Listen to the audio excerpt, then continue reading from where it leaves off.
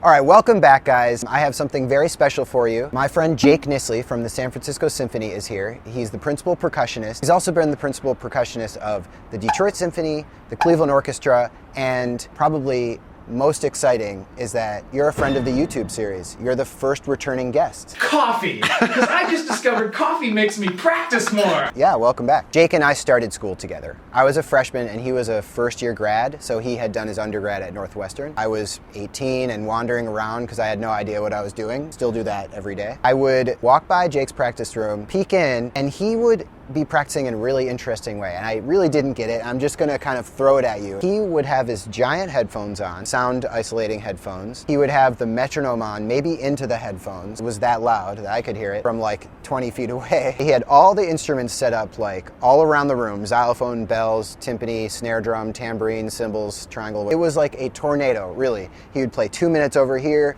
3 minutes over there. He'd play this at half tempo, he'd play this, and it was just like bam, bam, bam. And I had never practiced like that. I never could. I didn't even know what he was doing. Today, I'm hoping to ask you what the hell you were doing.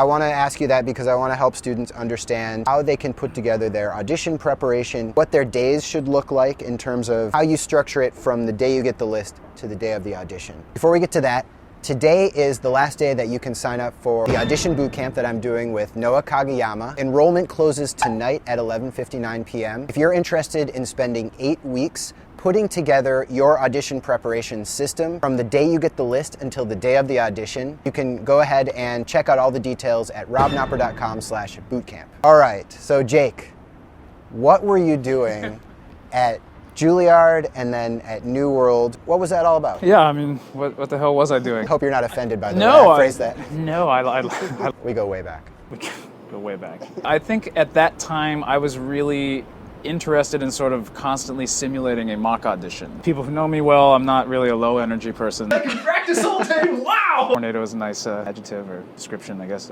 Jake Tornado Jake Knisley. Tornado Knisley, yes. That was my mentality, is I wanted to get through, limited hours when you're in school and just limited time to get studios and everything. So at Juilliard, I think I was a little green in terms of how to practice still, but trying to play as much stuff as possible. I would definitely do mock auditions a lot when I was a student there, just by myself. That type of practicing for me became less and less so, and a not surprising correlation to more audition success. I'm not going to say you don't want to do days like that, but that did not become my go-to daily practice. What kind of happened for me was down at New World, where I started really focusing on practicing the instruments and not just the excerpts. You go through a phase, probably late undergrad, early graduate school, where your first crack at learning Porgy and Bess and Sorcerer's Apprentice, the most commonly asked excerpts. You're trying to just get reps in. At that age, I probably wasted lots of time by practicing like that at the time. Once I got to New World and you really are in a focused environment where that is your job, to practice and prepare for the orchestra, which is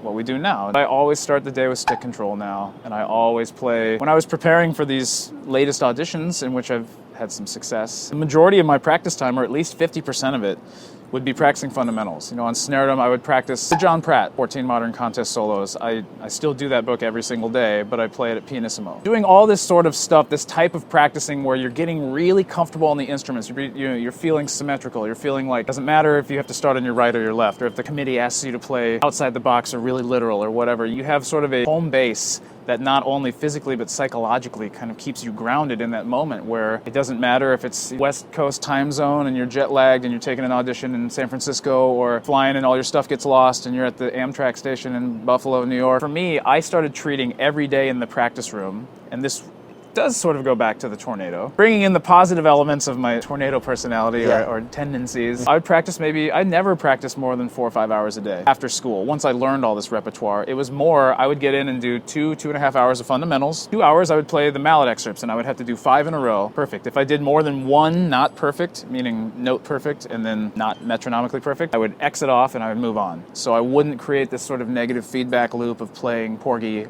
I got to do it 100 times, and you get to number 99 and you screw it up. You originally thought you had to learn these lines, and if you could just say these lines, then you'd be perfect. But you found out that instead you had to learn how to be fluent at the language. And essentially, you're saying that you found a 2 or 2.5 hour foundational routine that helped you feel like you could just speak any phrase rather than just those specific phrases. Excellent analogy. Yeah, no longer rehearsing lines for my play, more so learning 3 or 4 languages. So if they say that backwards in French, boom. Yeah. Or at least you feel comfortable enough to try, Yeah. which honestly is just as important in an audition. The way I started preparing, I'm holding myself to a very high level. I don't want to practice more hours in a day than I need to. Say I do Porgy 5 times, so I'll set the metronome to X, and then I'll set the metronome to X over 2, and then X over 4, and X, so like 128, 64, So 32. So you build up from half tempo? No, I'm using the metronome as a whole note instead of 1, 2. Oh, I see. If I can do 5 in a row, so I drop it by half each time. So first time through Porgy is quarter notes, the second time is half notes, third time is whole notes, etc. If I can do 5 of those, boom, I'm done for the day. And I'm practicing in a way that isn't the same way every day. You know, I'm starting these whole notes in different parts of the bar, so you're sort of kaleidoscopic with these excerpts. You're sort of really internalizing them rather than rehearsing your lines, rather than, okay, I use that mallet for this because that is the mallet for this, and this is the tempo at which it goes. And this helps your mind so much in the audition. If you practice like this, the audition isn't, oh my God, I'm gonna have to play better than I've ever played today. No, it's Friday.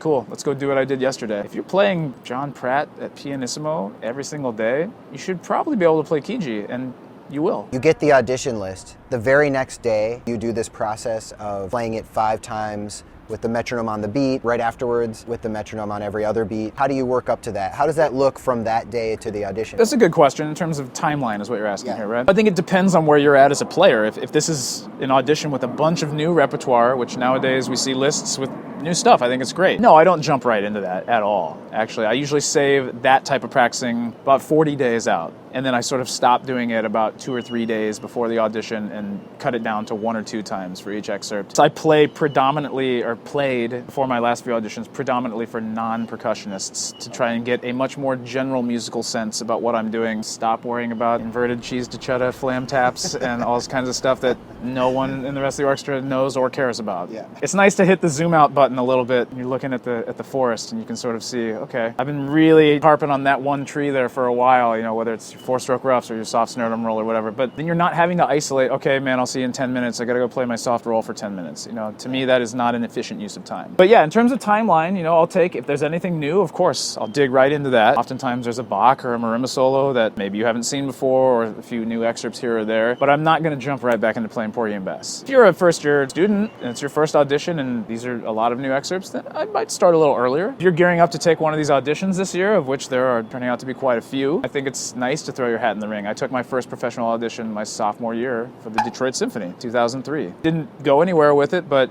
man, I learned a heck of a lot. If nothing else, I had all that in my hands for the next time an audition came around. So I think the timeline expands for someone who has less audition taking experience. But I think for someone who's already got a position, who's looking for another one, or someone who's quite experienced, to me, I think there's diminishing marginal return of you really playing this stuff over and over and over for 6 to 8 to 10 weeks, because even the most eager of orchestral percussionists are gonna get sick of playing these excerpts over and over again. And it takes the fun out of it, and when it takes the fun out of it, I think it's really easy to tell as a listener if someone's having fun and these are my ideas and I added a little bit of hot sauce here and a little sprinkle of that, as opposed to here's how my teacher said to do it again and hope I did it right. I think I have to start practicing my foundational stuff again.